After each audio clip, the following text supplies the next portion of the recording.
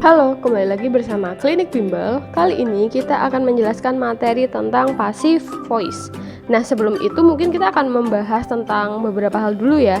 Terkait yang pertama tentang sentence. Sentence itu secara bahasa Indonesia artinya adalah kalimat.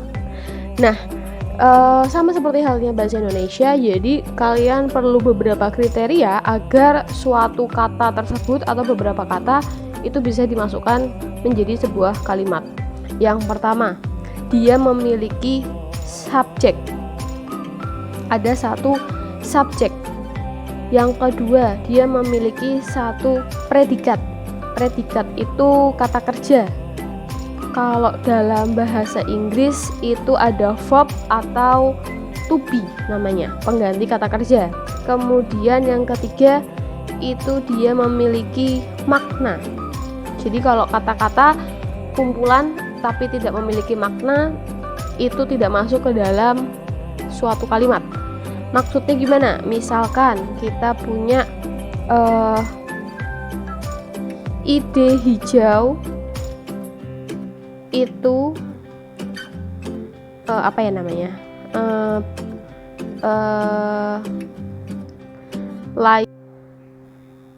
Tergeletak di kasur. Misalkan dalam bahasa Indonesia itu ide hijau itu tergeletak di kasur. Maksudnya gimana? Itu nggak masuk akal kan? Nah, ini arti dari tidak memiliki meaning atau makna. Kalau dalam bahasa Inggris itu berarti the green idea is lying on the bed. Maksudnya seperti itu. Jadi maksudnya bermakna ya, kalimat itu tuh ada maknanya, ada artinya gitu. Selanjutnya kita juga perlu memahami kalimat aktif sama kalimat pasif. Jadi yang pertama itu ada kalimat aktif. Kalimat aktif kalau dalam bahasa Indonesia itu ada kata-kata me, misalkan mencuci, menyapu. Ya, ada kata-kata me. Misalkan menyapu, mencuci. Itu namanya kalimat aktif. Sedangkan untuk kalimat pasif itu kalau dalam bahasa Indonesia diawali dengan di sama ber. Misalkan disapu. Apalagi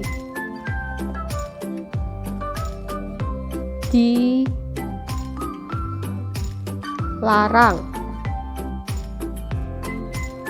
Kemudian berlayar. Nah, itu masuk ke dalam kalimat pasif. Kemudian ada beberapa catatan. Jadi suatu kalimat itu bisa saja tidak bisa kita ubah menjadi kalimat pasif karena dia tidak memiliki objek. Jadi tidak ada objek itu tidak bisa diubah menjadi kalimat pasif. Kemudian kita masuk ke rumus. Kalau pada kalimat aktif itu susunannya yaitu subjek plus verb plus objek. Nah, ini kalimat aktif. Contohnya misalkan I am, verbnya am ya, atau to be ya itu ya. Oh, nggak ada kata-kata readingnya. Book. Jadi di sini am reading itu adalah verb, I-nya sebagai subjek, a book-nya sebagai objek. Sedangkan untuk kalimat pasif itu formulanya adalah objek, kemudian ditambahkan dengan be. Nah, ini nanti mengikuti tensesnya.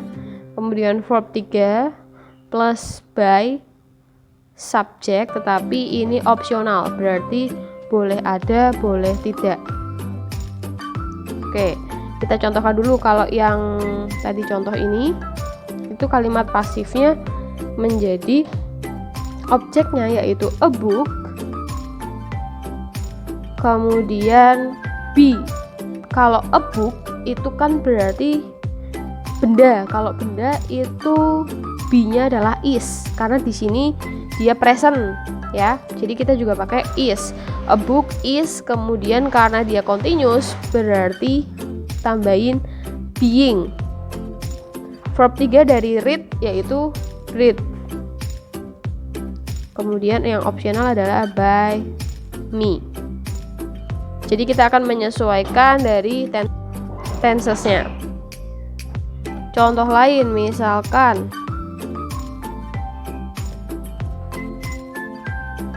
John opens the door. Ini adalah subjek, ini verb, the door objek. Maka kalimat pasifnya menjadi objek yaitu the door. Kemudian dilihat ini tensesnya adalah present, simple present. Berarti the door, be-nya itu adalah is karena the door itu adalah pintu dan cuma satu, berarti it ya penggantinya. Berarti pasangannya dengan is. Kemudian karena simple berarti kita bisa langsung verb 3. Verb 3-nya itu adalah open. Pakai D. By John. Kurang lebih seperti itu. Jadi yang perlu kita ingat mungkin dari segi kata ganti dulu. Sebentar, jadi remind kalau misalkan kita punya I itu to be-nya adalah am. Kemudian he, she, it itu pakai is. Kemudian they, we, you itu pakai are. Itu kalau misalkan tensesnya present. Tapi kalau sudah mengarah ke mana namanya past, M-nya bisa jadi was. Kemudian is-nya juga jadi was. Kemudian are itu berubah menjadi were. Jadi untuk ini kita harus menguasai tensesnya juga. Kemudian di sini mungkin ada catatan tambahan terkait formula dari passive voice atau formula pembentukan pasif, kalimat pasif. Kalau misalkan tensesnya itu adalah simple present tense, maka nanti langsung saja be-nya itu ada is, am, are ditambah langsung verb 3-nya. Kemudian kalau dia present continuous tense, maka be-nya tetap is, am, are. Kemudian jangan lupa ditambahkan being ditambah verb 3. Lalu nomor 3 ya. Kalau misalkan kita punya present perfect tense, itu berarti langsung diganti has sama have tergantung subjeknya, ditambah been plus verb 3. Kemudian ingat kalau has itu dipakai oleh I, it, kemudian he, she atau nama benda lainnya, nama orang ya, itu bisa pakai has. Kemudian kalau have itu berarti you, we, they. Selanjutnya yang keempat itu masuk ke past, simple past dulu. Kalau simple past tense maka kita menggunakan to be-nya yaitu was sama were. Kemudian jangan lupa ditambah verb 3. Lalu yang kelima tentang past continuous tense. To be-nya masih sama karena ini past, berarti was sama were, ditambah jangan lupa being dulu baru verb 3. Kemudian ada juga namanya past perfect tense. Itu ada had, plus been plus verb 3. Kemudian yang ketujuh masuk ke simple future tense, yaitu will atau be, kita bisa pakai is, am, are. Kemudian going to plus be plus verb 3. Kemudian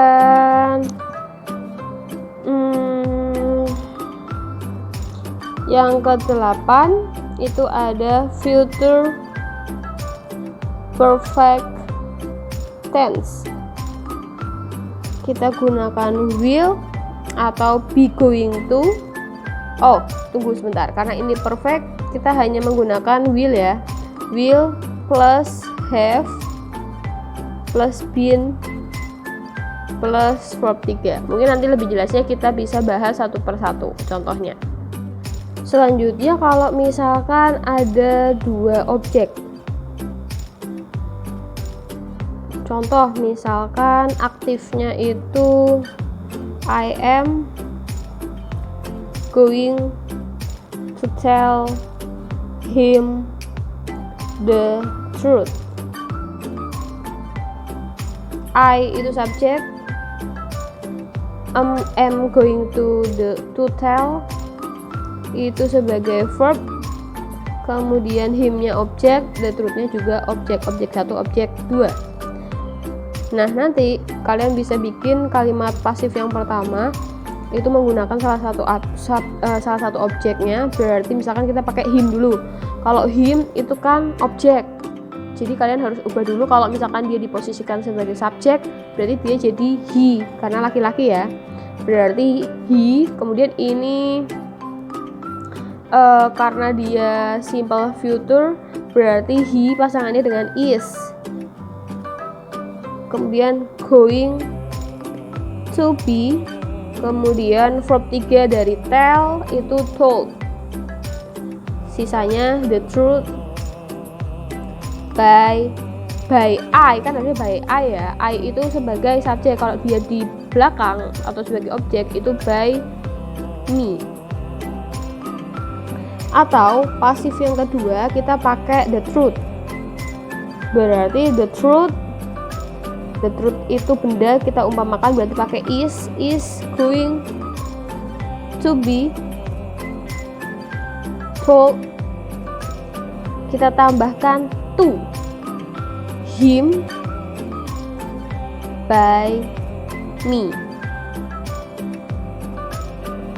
Kemudian contoh lagi, kalau misalkan kita punya I cried in the kitchen. I sebagai subjek, cried sebagai verb, in the kitchen itu bukan objek. Ingat, kalau misalkan ada preposisi in atau preposisi lainnya itu berarti masuknya ke adverb. Artinya apa? Artinya tidak bisa diubah ke pasif. Sekarang kita coba latihan soal. Latihan soal kali ini kita sederhana dulu. Yang penting kita tahu perubahan tensesnya. Kita mulai soal nomor 1, itu I write a letter. Ini adalah kalimat aktif, ini adalah subjek, verb, objek. Berarti kalimat pasifnya, dan ini adalah simple ya, simple present, berarti a letter. Sebentar.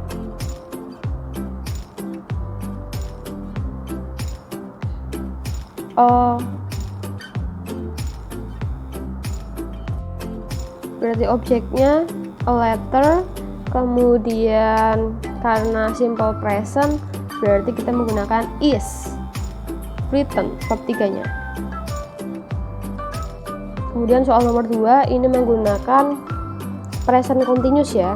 Ini sebagai subjek, am writing itu sebagai verb, letternya objek, berarti nanti a letter is being, present continuous ya, is being written. Yang ketiga, I sebagai subjek, wrote sebagai verb, a letter, object. Nah, ini simple past. Berarti nanti a letter was written. Selanjutnya nomor 4, I was writing a letter. I-nya subjek, was writing itu adalah verb, a letter-nya objek. Maka dia itu past continuous, sehingga a letter was being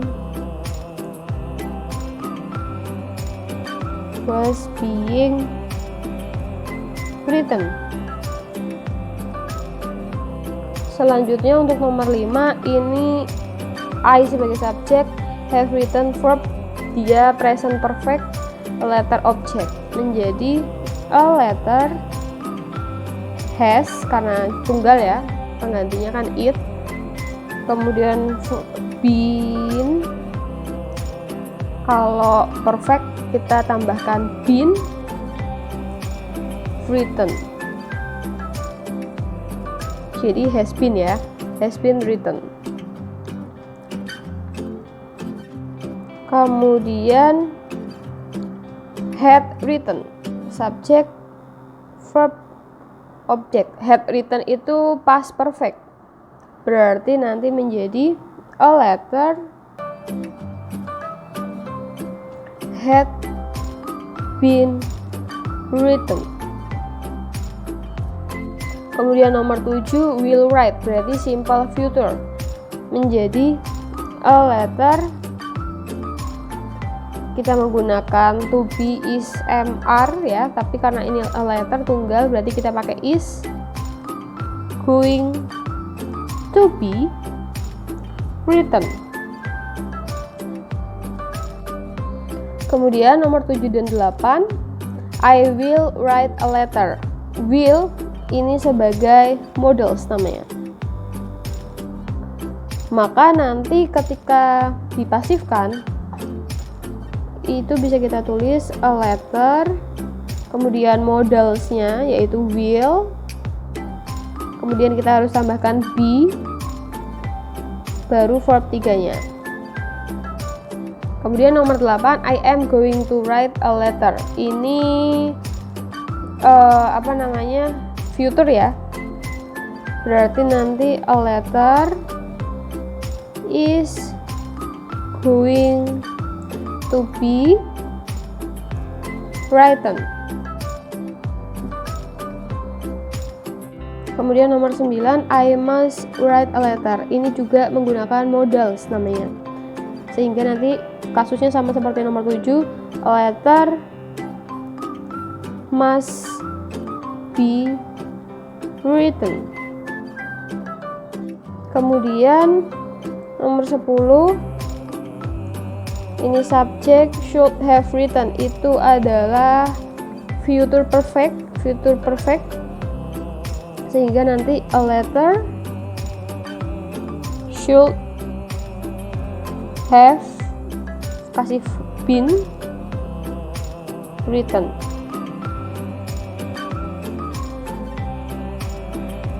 Oke, mungkin tadi ada beberapa modals, kita kasih tambahan terkait modals. Modals itu ada can, ada may, ada must, ada shall, ada will, ada ought to.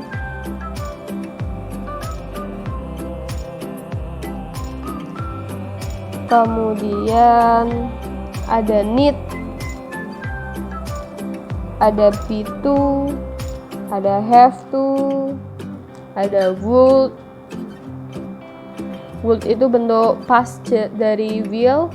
Kemudian ada should itu dari shall. Kemudian ada used to.